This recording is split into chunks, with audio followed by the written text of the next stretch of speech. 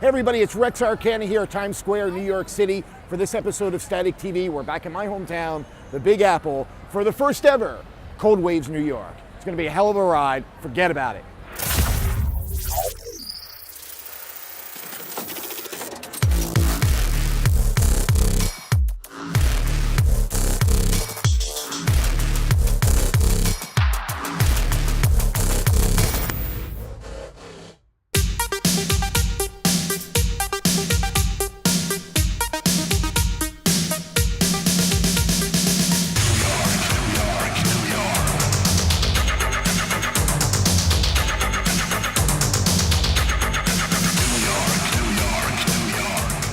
The big city, home to over 8 million, not counting the rats, making NYC as large as Chicago, Dallas, Seattle, and Los Angeles combined.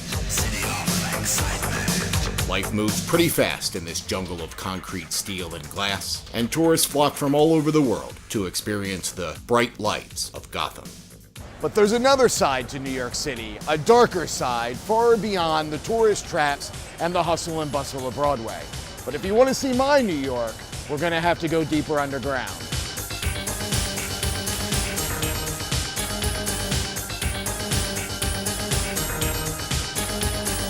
Located just a few steps from the legendary St. Mark's Place on the Lower East Side of Manhattan, you'll find my stomping grounds, the weekly hangout we call DEFCON. It's about as underground as you can get, and we like it that way. Every Saturday night, you'll find us packed into the burial chamber beneath Pyramid Club, alive, sweaty, writhing in the cathartic ritual of dancing to the music we love. And we loved when we heard that Cold Waves was coming to town. I like it. It's nice that we have so much talent in like a 3-day compressed period. This is just a great way to honor like every fan of this type of music in New York. Everybody's really excited for it. There's so many people ready to come out and see these bands that they haven't seen in forever. Being in New York and not able to travel, this is my first Cold Waves. This is definitely my first Cold Waves. Anyone I've talked to has gone to Cold Waves, has basically said it's a life-changing experience for them. I came from Chile, South America. I came all the way from California. I flew in from Denver. Central Jersey. Buffalo, New York. Yeah, I live about 20 blocks from here, so I walked tonight. No matter where you were coming from, Cold Waves was sure to be an event to remember. New York City's own Statik Bloom helped kick off night one with their trademark eerie electronic atmospheres, punishing beats, and vocal treatments that throw back to the vibe of a classic Skinny Puppy album.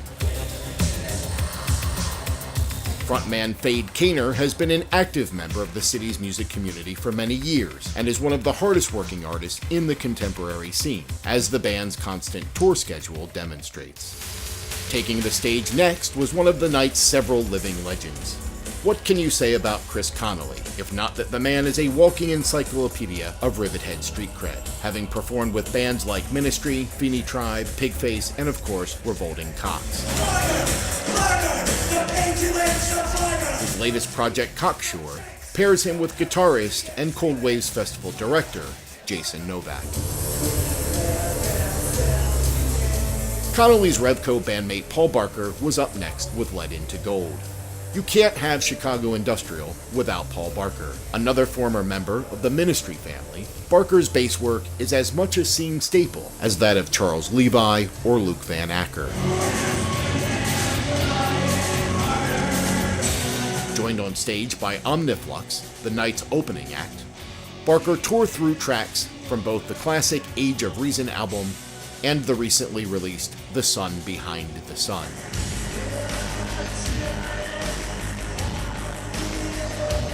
It was a volcanic rush of sound that impressed even this jaded New Yorker.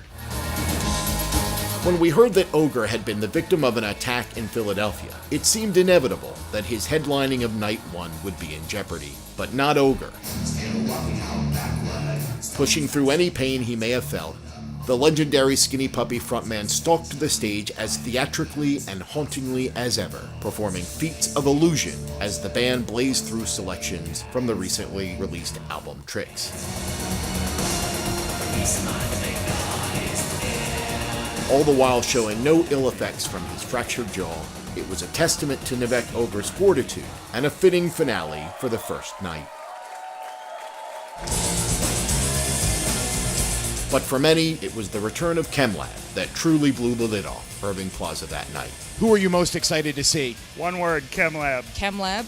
Chem Lab. So excited to see Chem Lab. 1000% is Chem Lab. One of my bucket list bands is Chem Lab, and I am going to party my face off when it happens. And the old man did not disappoint.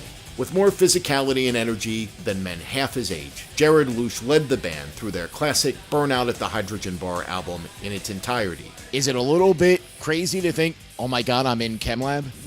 Oh yeah, even Jared was like, we were sitting in the airport this morning, he's like, I don't believe I'm doing this shit again. I mean, it's always been an all-time favorite. It's a fucking great record, you know, and it's an honor that he asked us, and it's an honor to do it.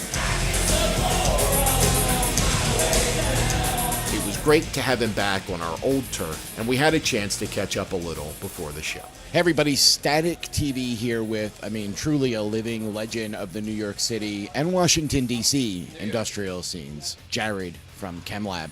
Welcome home. Barely living or still living? I don't know which one it is. I think it's barely living. At 57, sometimes it feels like it. You know, I came off of the stage. I was like, yeah, not 18. I can feel it in my back and my ankle. I twisted it last night during rehearsals. Just like the old creaky goat, you know. Well, it's punk rock. 130 years old. The last time we saw you at a Cold Waves festival, you were announcing the end of Chem Lab.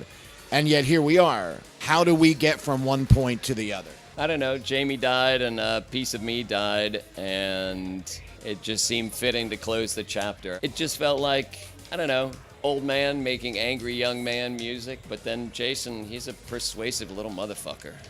And he pestered the shit out of me. Now working with the guys that are helping to put the music together, who are fucking talented and really excited and loud.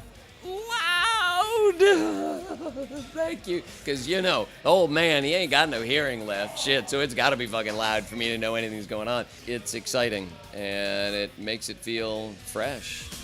Jared has always been a man of the people. True to his word, Jared mixed it up with the Cold Waves crowd during most of the song Summer of Hate, returning to the stage only to leave little doubt as to his plans for the future. Last Cold Waves, I said goodbye to the band 6 years ago. There was some motherfucker back there crying. I see you, motherfucker. I cried too. Yeah, fuck that. I'm back. Thank you. Good night.